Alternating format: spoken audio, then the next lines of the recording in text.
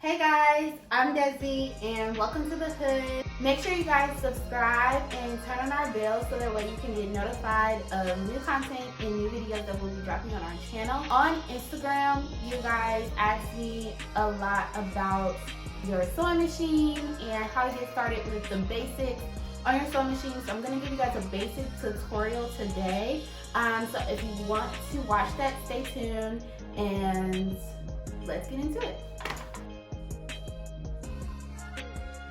Hey guys, I just wanted to give you guys a zoomed in look into my machine. I have a Basic Brother machine. I got this my sophomore year in college so that way I could sew in my room and at home instead of always in a sewing lab. I already have it threaded here. I have white thread in and I also have thread in my bobbin. Also my machine hooks up to a foot pedal, which is right here. And it's plugged up already, ready to go. Let me just turn it on. My power switch is right here. And you'll see the light comes on. And so I'm gonna show you guys how to thread the machine. Okay guys, before we get into threading the machine, I do wanna go ahead and pinpoint a couple of major parts that you want to know about your machine. So on my machine, this is for reverse stitch. This is for when you're sewing a straight stitch and you want to go back to secure that stitch into place. That's what this is for. At the bottom, this is the bobbin cover. Also at the bottom, as you see, my machine is numbered. This is just for the measurement of the seam allowance that you're going to use. So if, like, for instance, if you sew on this line with the fabric against this line, your seam allowance will be 3/8, 1/2, 5/8, 3/4, 1 inch, and so on and so on. Typically when you're sewing, you want to sew at 5/8, which is right here. However, for this video, I won't be sewing at any particular seam allowance because this is just to show you guys how to work the machine. This comes off just so when you guys sew tight spaces like a sleeve or something like that, that you really need to get it on the machine so it has a slimmer fit.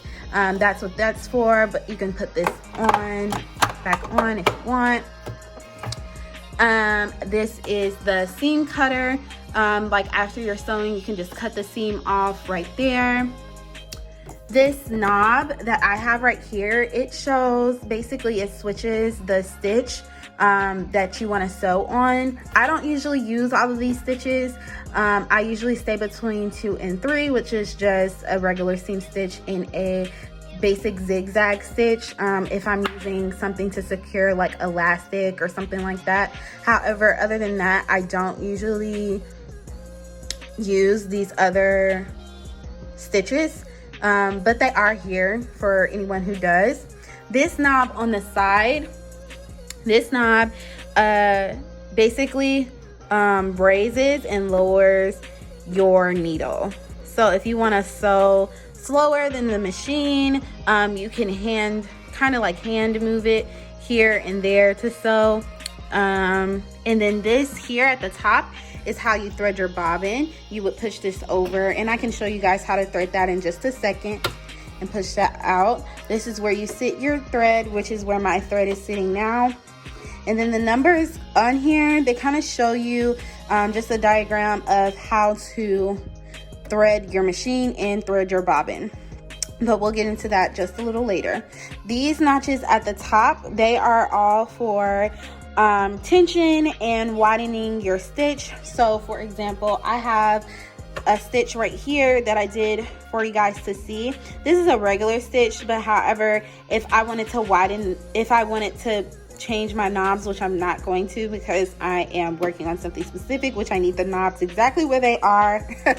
If I wanted to change the knob, I could widen this stitch for it to be a little looser and it have bigger gaps. So yeah, if you ever need to do that, or even if you need a tighter stitch than this, you can do so using these knobs, switching them and switching the tension. Okay, now let's get into threading the machine. So I have my machine here unthreaded. I'm just gonna show you guys how I thread this machine in particular. Every machine may be just a little slightly different. However, the general basic of it all will still be the same. It just may be like a couple of different steps or just a different notch or something like that, but it should still rather be the same.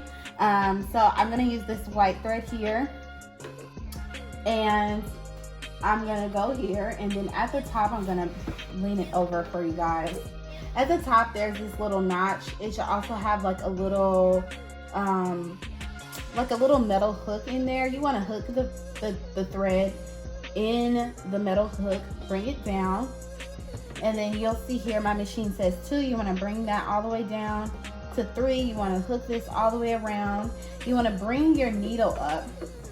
In between here, you'll see this metal hook in between here. You want to hook that thread around that hook and bring it down. This hook is important. Make sure that you guys don't miss this, because this is going to be your tension for the machine. This will mess up your tension. It'll cause thread to get stuck in between here at the bottom, so you don't want to miss this part. Bring it all the way down and hook it in between this hook, number 5, and then you can self-thread. I do have a self-threading thing. However, I'm not the best at that, so usually what I do is I make sure that my thread has a clean end to it, and I'll just thread my own needle through the back of it, through the front to the back, and then you'll put it through the foot and just pull it to the back, just so that way it's out the way. Right now I have a regular foot on my machine. However, your machine should come with a zipper foot and other multiple types of foot. Your machine should also come with multiple needles if you get a brand new machine. Now, if you buy a machine from somewhere else, maybe like a thrift shop or something like that, because I do have a machine in my closet that is from a thrift shop that I did have to get needles for. You'll just have to look up your machine and see what kind of needles it needs, and then put that needle in here. However, push that to the back. These feet guides are here to guide the fabric through, so that way you don't have to like push the fabric too hard. The feet will literally move the fabric as you sew, so that's what that's here for. You don't want to bother that too much. Okay, now you want to take this bobbin and go ahead and place it in here. Doesn't matter which side up. There's going to be a little notch in between here. You want to put the thread in between the notch and then follow this line here as I bring it around, and then it has a little clip razor right in between here. You're just going to pull the thread and it's going to clip that thread off, and then you can just throw that away. Make sure you put the cover back on. You don't want to lose that. And then you just put that on, and then you're ready to check and see if your machine is threaded. So I'm just going to take a scrap piece of fabric here. I always keep a scrap piece of fabric in my sewing box, and then lower your foot down. That's what this lever here is for. It's to lower your foot down and up. So lower it down. You cannot sew with your foot up. It will be a mess. Then your feet also won't guide your fabric like it should. So make sure that you have your foot down, and then go ahead and press on the pedal. You don't have to press on it that hard, just softly, and then it will sew for you. As you see, I'm not pushing the fabric through. I'm just simply guiding it so that way it remains straight. So then I'm gonna pull the thread. It's okay if you pull it with the foot down. Go ahead and on this side, go ahead and snip those threads, cut those threads off, and then look, now I have a clean seam, well, stitch. So now I want to show you guys how to thread your bobbin. Okay, so I don't want to waste my white thread because I use my white thread a lot. So I'm gonna use this burgundy thread to show you guys how I thread my bobbin. So I'm just gonna put this here, and I'm gonna use this metal bobbin. My machine does take both plastic and metal bobbins. However, just make sure that your machine does.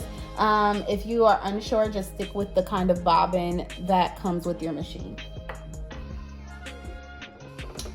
So here at the top, like I said, it shows you both of how to do it, how to thread your machine, if you need to thread it regularly or if you need to thread it to thread a bobbin.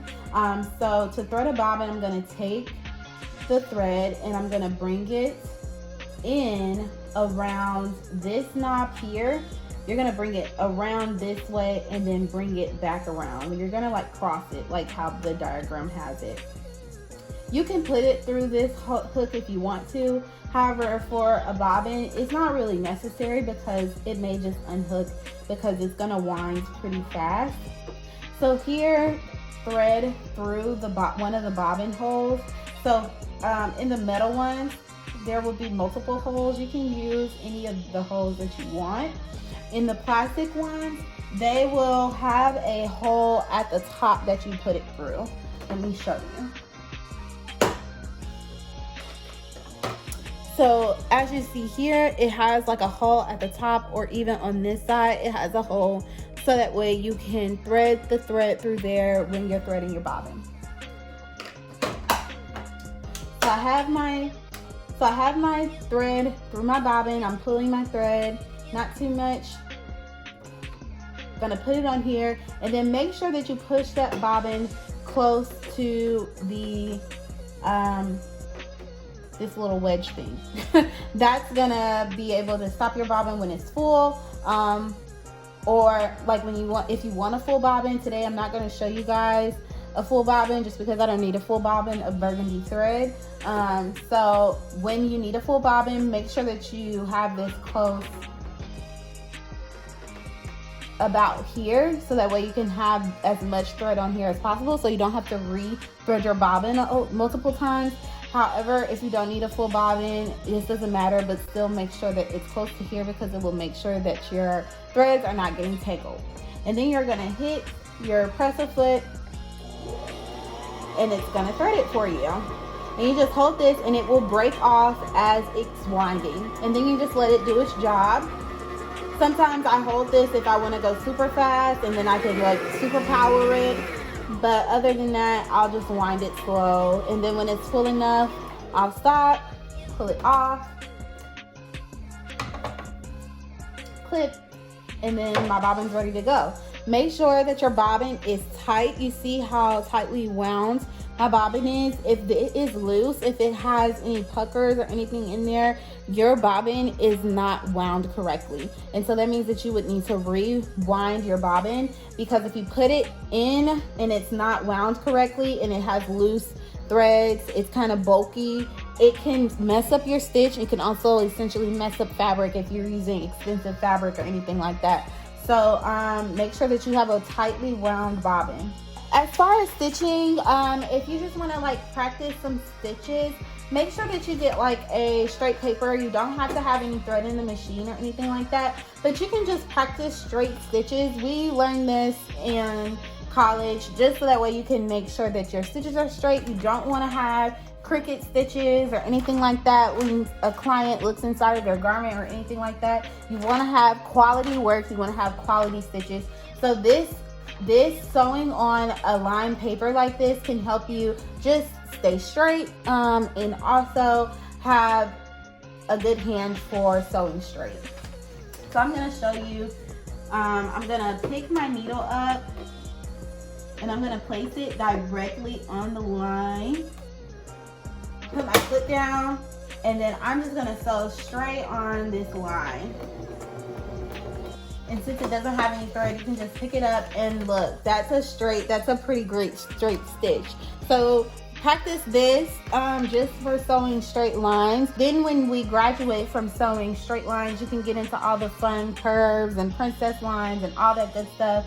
But make sure that you guys have the basics down packed. I hope this video really helps you guys. I hope you guys learned a lot. Let me know if there's any other sewing tips that I can give you guys, or any other sewing videos that you guys want to see. I will be dropping more sewing videos soon on here once I make certain garments.